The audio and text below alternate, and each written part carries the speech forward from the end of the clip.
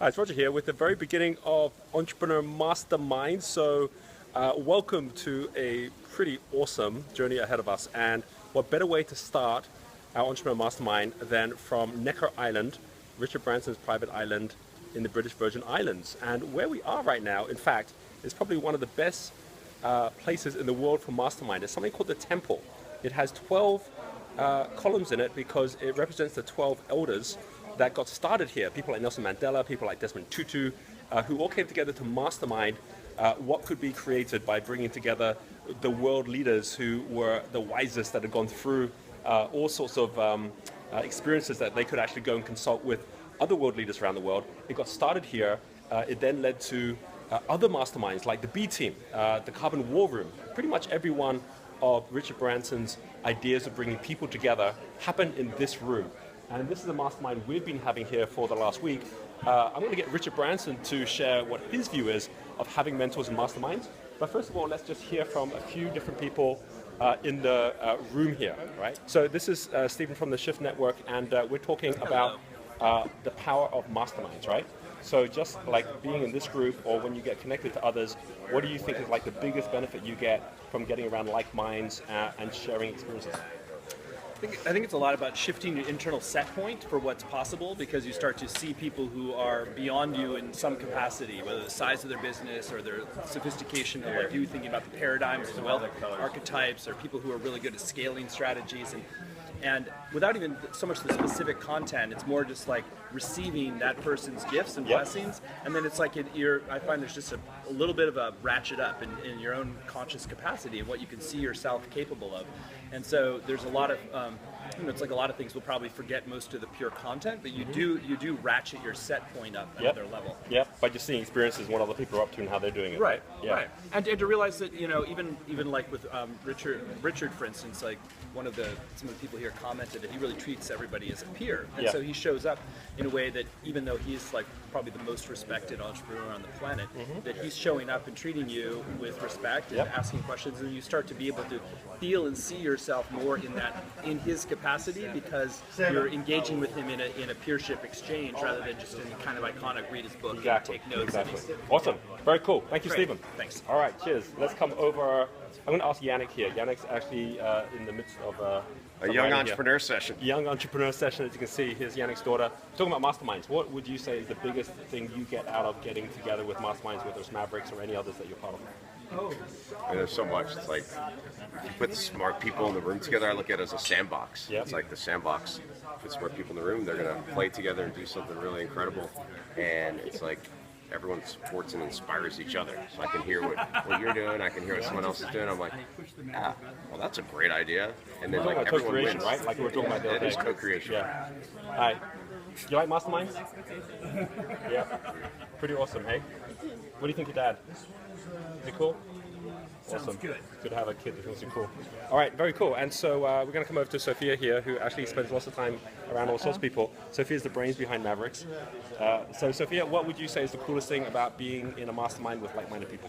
Oh wow, it's the best place to grow and learn and sort through some things that you might need help on, and even realize things that you never even knew that you needed help with. And it's really just like probably one of the best uses of time, and it's a little bit of fun too, I have to say. Exactly. Awesome. Thank you, Sophia. So sometimes we don't even know what we don't even know. So getting around the right people can make all that difference. Okay, I'm going to come over to Hilda next. Couple more before we come over to Richard Branson in terms of what people here are actually experiencing with masterminds. We just saw Yannick Silva, who is the person who founded Maverick 1000, and here we have Hilda, who is in South Africa and is doing some amazing work right now with women entrepreneurs. What do you think for masterminds, like getting in with like-minded people? What's the biggest thing that you get out of that?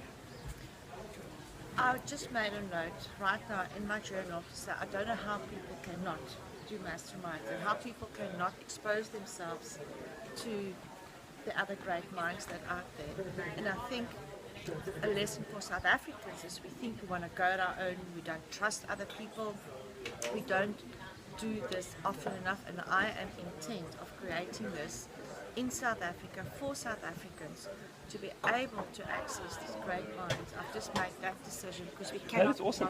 I mean, but that's one of the things, right? There's this myth that the media has, which is like, entrepreneurs go it alone, figure it all out on their own, which is, it's actually the opposite, it's the truth. What we saw with some of the most successful here with Richard Branson is how you actually are connecting up with others and getting that inspiration from each other, right? That's right, and learn from others' lessons. Yeah. I mean, I spent time with you yesterday, and that was just so amazing to clear my head about stuff that you're milling and milling and milling. It's like boom, boom, boom. These are the steps. Go and do it. Yeah. And it's just fast track success. And thank you to you, Roger, Pleasure. for your amazing lessons and Pleasure. things you share. Awesome, very cool. Well, thank you, Hilda. All right, so all coming from different examples here as we're kind of going through here. Let's just finish up with one from England, right? This is Simon Zucchi, who actually runs the Property Investors Network, so many multiple masterminds. Simon, we're talking about the power of masterminds, right? And obviously you already do that specifically within property investment in the UK. You're doing it here as entrepreneurs as well. Absolutely, yeah. What would you say is like the biggest thing you get out of being part of masterminds? I think we all do things in a certain way, Roger. That's based on our experience and the lessons we've learned, the mistakes we've made, and that defines the way we do things.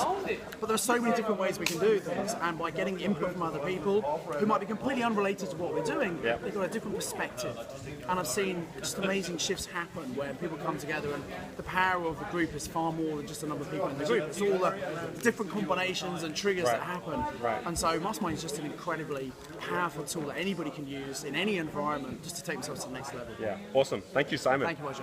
And I think that the key thing, we're going to come over to a little interview now, or conversation with Richard Branson, is what he thinks about listening and the whole power of a mastermind.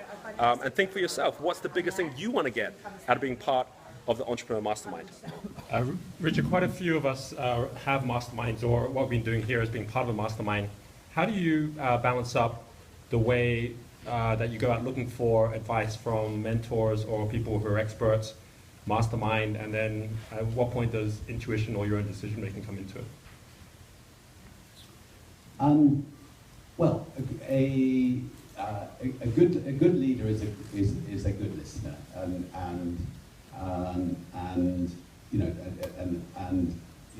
I think I can tell quite quickly whether somebody's a good leader based on whether they're wanting to speak an awful lot about what they know about, or whether they're actually asking questions and trying to learn all the time. And so, I mean, the elders that sat in this room, they would put listening as the number one importance for an elder. Despite the fact that President Carter's had 90 years of incredible knowledge, but he would put listening first. Archbishop Tutu put listening first. And by listening, I don't know how to change the sparking plug on a 747. So I have to listen. If I'm going to run an airline, I've got to find great technical people to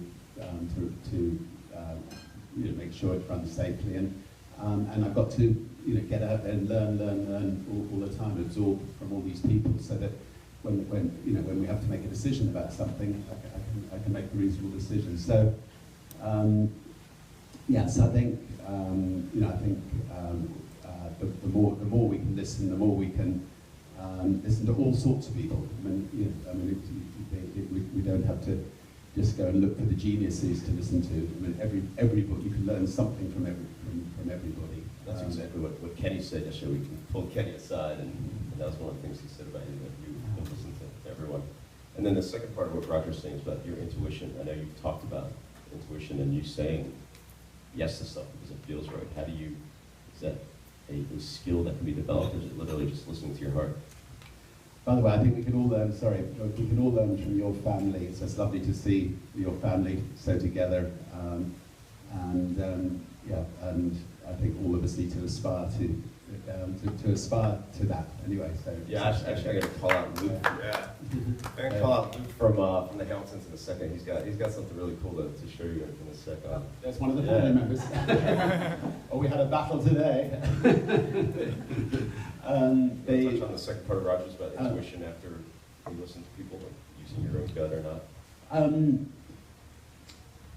I think intuition, I've stopped using the word gut, I think it's intuition based on experience. So, we all, so the more experience you have, I think the better your intuition can be. I make decisions based on, based on that experience. I don't normally some of our team at Virgin do go on some of the really big projects, but I don't normally get accountants in to analyse whether or not a business, whether or not my intuition's right or not. Because if you're going to go into a new business, it's going to be successful based on your intuition that you can do a better job than anybody else can do in that sector. And that you're going to be able to get more people, using your products than anybody else. And if you get it right and you're the best in the business, more money should come in and go out at the end of the year. Now we're about to launch 3 cruise ships. They've got the 3 cruise ships costing over $2 billion, and I noticed that our people have done some market research to see whether people will want to come on a Virgin cruise ship, and I haven't told them off for doing that. But anyway, so there are on the really big things, most likely it makes sense to do some research. What do you think the importance of having a mentor or expert in your life, but especially when you started the business early stage? I think mentors, are incredibly important. I mean, I failed my elementary maths and left school at 15, and was lucky enough to have a family friend who was an accountant who I could go and sit down with once a month and try to make sense of whether we had more money coming in than going out,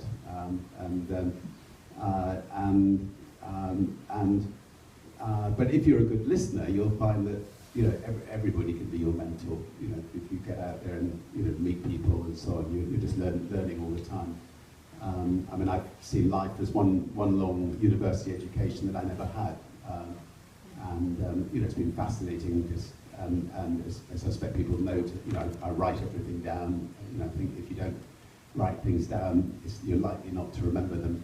And it's great to be able to go back on your notebooks, and if you ever want to write a book or something, it's going to be really helpful. I wish I could draw like you. I looked over your shoulder and saw your beautiful drawings in your notebook, a bleak diary. I mean, I do a lot of blogging and tweeting. I find that's quite, that's like keeping a diary. You can also share, share your wonderful experience in life with other people. Just heard from Richard Branson on what he thinks about listening, being mentored, being part of a mastermind. And for you, you're now part of this journey with the Entrepreneur Mastermind. We are now kicking off with the first of the episodes. Every single month, we're going to be giving you the ability to get involved with like-minded people from all over the world. And so the question is, this next year, what is it you would love to get out of this year for yourself? What is it, number one, that you'd really love to be able to actually absorb and learn in order for you to step to the next level? And what is it you'd love to give, to contribute into this as well? You can go ahead and post that in our Facebook group, share it with each other, because we are at the beginning of an amazing journey. And what better place, like I said, for us to start this journey off than with this little episode from right here on Necker Island in the temple. We'll catch up with you for the rest of our mastermind and see you in the coming monthly sessions.